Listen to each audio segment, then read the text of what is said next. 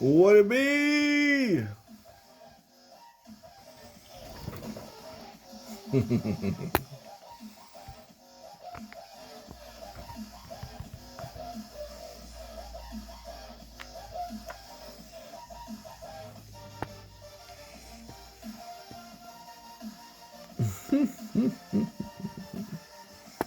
Get it, Eva. Get it.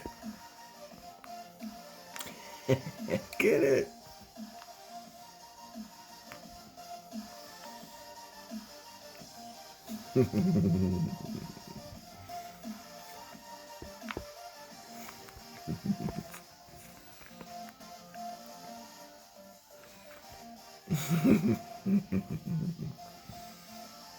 Destroy it, Eva. Destroy that rubber band. Guys, you're not going to believe what we're going to talk about today. Oh, yes. We are going to go on a world tour in my new series of coins around the world. Yes. Yes, even I will travel the world looking for new and exciting coins to show you. We're not actually going to travel the world, but we are going to show coins from various times and places. Yes. And we're going to talk about silver, but not always. Not all these are purchases for silver weight. Sometimes they're numismatic. Yeah, believe it or not, certain coins are scarcer than others. I know, it's insane to think that not all these coins were made in massive numbers. So, I have a perfect for instance for you guys. So, today, we're going to Switzerland. Yeah, yeah. Did you bring your army knife? I hope so. I hope so. I hope you got your army knife because we'll start with this. This is man, hopefully you can even see it.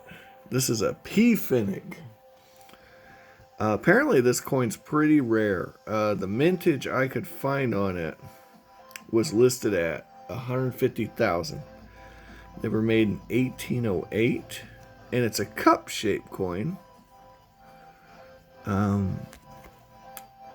And I got a really good deal on it because I paid $225. But apparently, in this condition, they typically sell for $40 and up. But yeah, 1808, and it's a Swiss cantons St. Gall Cathedral 1p Finnig. Whatever that means. It's really neat though, and I did look into these coins that were made at this place, and apparently they carry a lot of numismatic value, it seems. They're pretty sought after. So I just locked into this on an eBay lot. It's pretty cool. Pretty cool. So next up, in a similar vein actually, I have a coin from 1802. And it is a one Baden. Oh, one Rappin. That's it. Okay, let's check this out. Now I paid about $10 for this bad boy. Let me see if I can get this to do that focus thing.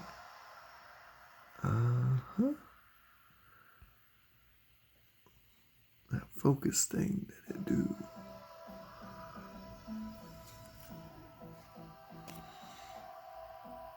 Anyway, that says 1802 right there at the bottom. Oh, there we go. There's the little Q. All right. Maybe we can get a good shot on this thing. Anyway, it's in pretty decent shape. I would guess it to be between very fine and extra fine, actually. But hard to tell with this crappy camera. Anyway, 1802, one Rappin.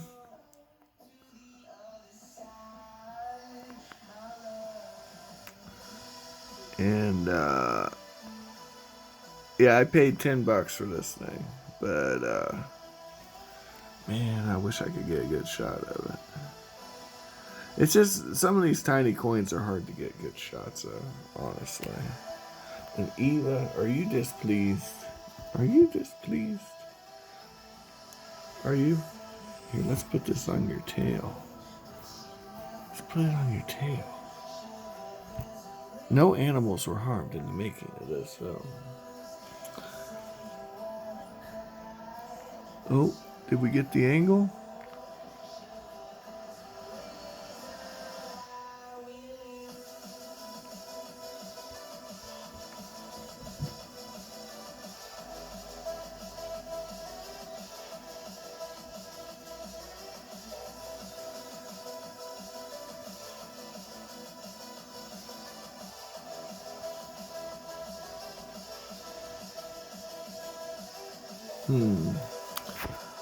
Well, anyway, it's, yeah, one wrapping, 1802.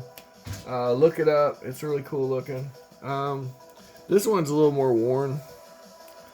This is 20 wrapping from 1850.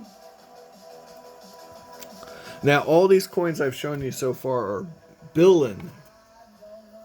They're Billin coins, which means they are silver, but they're not enough silver to count as a fineness, which means they're under 20%, I believe. So, you know, Billin coins are still considered silver coins, but they are a very low percentage of silver. So, you know, one step up from copper, nickel. But those coins that you just looked at, they're not really, I didn't purchase them for their silver weight. I purchased them because they're cool, for one. And two, they're very old, and a couple of those are actually worth quite a bit more than I paid for them on the open market, from what I can tell. So,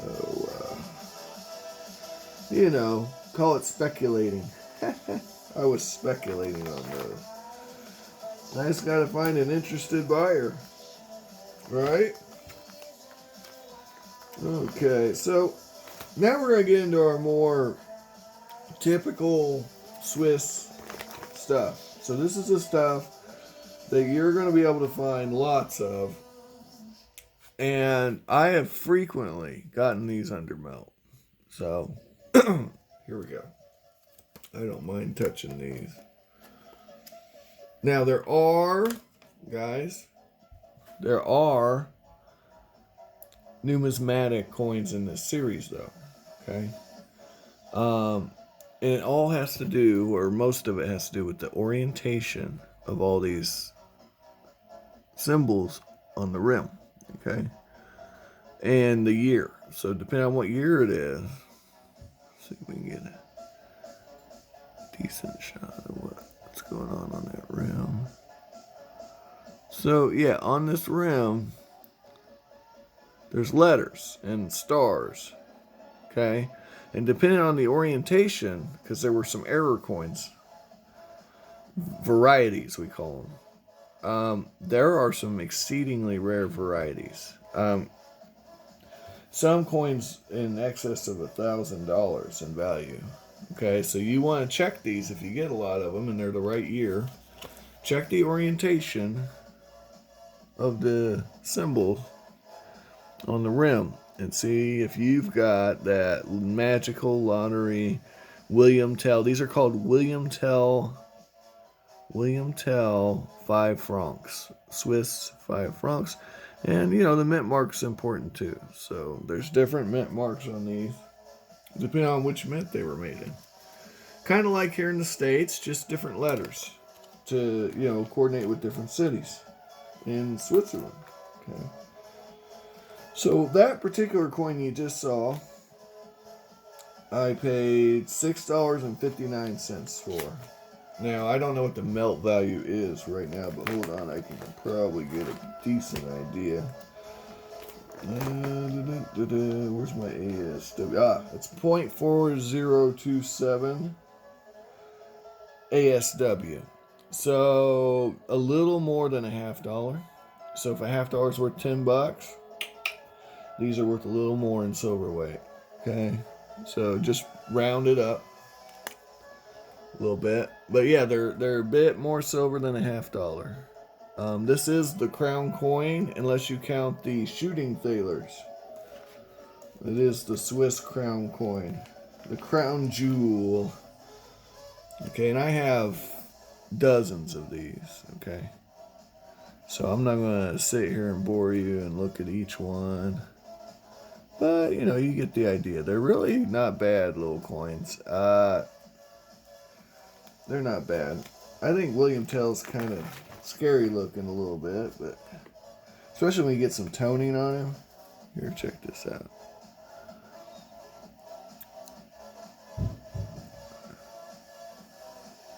You know, he gets a little intimidating, I guess, when you get a little toning on there. So this is a 1932. They started making these in 22, if I remember right. Okay. But 32 is actually, I believe, the date with all the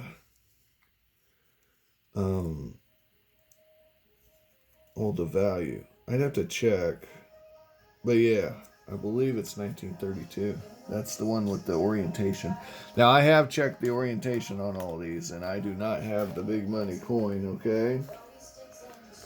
All right, so you go from the 5 mark, right, to the 2 mark coin. Or francs, sorry, not marks. I'm in Germany now. 2 franc coin. So this is a 2 franc coin.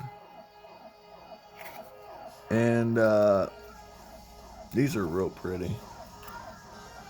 I'm a fan. Now, the fineness on these is 0.835. So all these coins are 83.5% silver. Okay?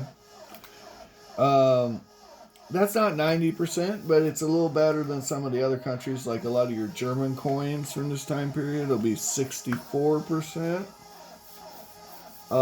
Especially after World War II. Okay? And the Swiss were one of the last holdouts on making silver coins. Them in Canada. So here's a 1 franc. This one's from 1921. Now, they made these from the late 1800s until the 1960s, okay? So, yeah, they went on quite a run. This one's really nice. This one's in mint condition, but I wonder if we can get a good shot of that. It seems exceedingly hard to do, so I might have to invest in a camera, guys. But if you can see that, it's a very striking design on these coins. This one's from 58. 83.5. Fine. And the silver weight on one of those is about the same as a quarter. But it's just a little less, I believe. But it's very close. And then you have your half a franc. There you go. Same design on all these. So you'll have your half, your 1, and your 2. And then you go up to your 5. So that's their system on silver coins. So that's a half franc from 1921. And I didn't pay anything for that. Which means it came as a bonus with another batch of coins, would be my guess. Here's one with toning. Oh, it's in nice shape. Maybe we can actually get a good shot of it because of the toning. Well, guys, trust me when I tell you it looks very different in person than it does on this camera. Let me try to get the glare out of there. Goodness gracious. It's about as close as we're going to get to a good shot on this coin. Anyway, nice coins. I like them. Guys, Switzerland, I have a lot of. Like I said, I have dozens of these coins.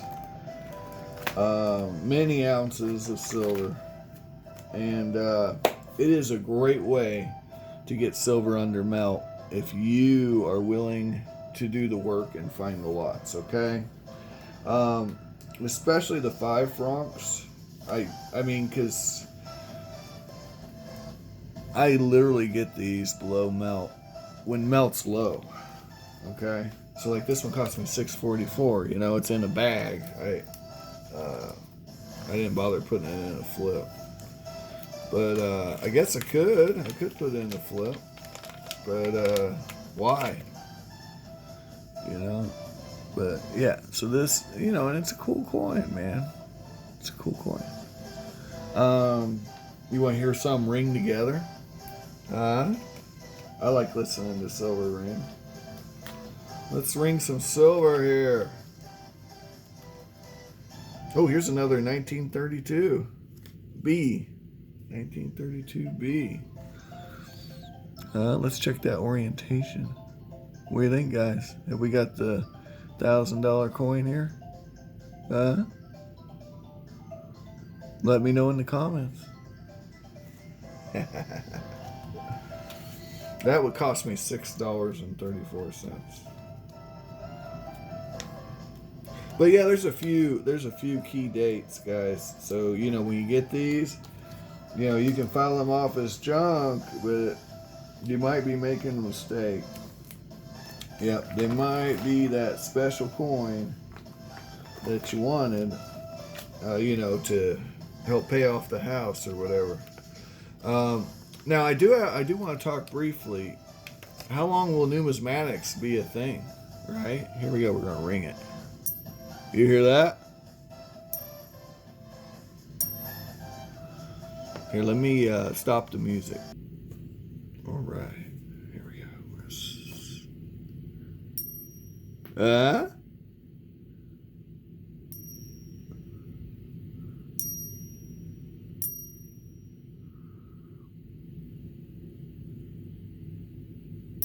Yeah. So, if you ever want to know if your silver's real, this is a great way. A great way to figure it out. Nothing rings like silver, you know? And different coins will have a slightly different sound, but it's going to be in a range, okay? And if you hear something that sounds funky, it ain't right, okay? It's not going to be right. It's going to be wrong. So, yeah. Ringing can definitely be a good tool for you. Ring that silver. Ring it. You'll get addicted to the sound eventually. And it'll only feed your addiction to this very addictive and very sometimes costly habit. Anyway, have an amazing day. I hope you find all the knick-knack, paddywhacks, and give the silver to the throne that you want to find. And thanks for watching. Eva thanks you. She went off. She had some errand to go run. I'm sure it was very important.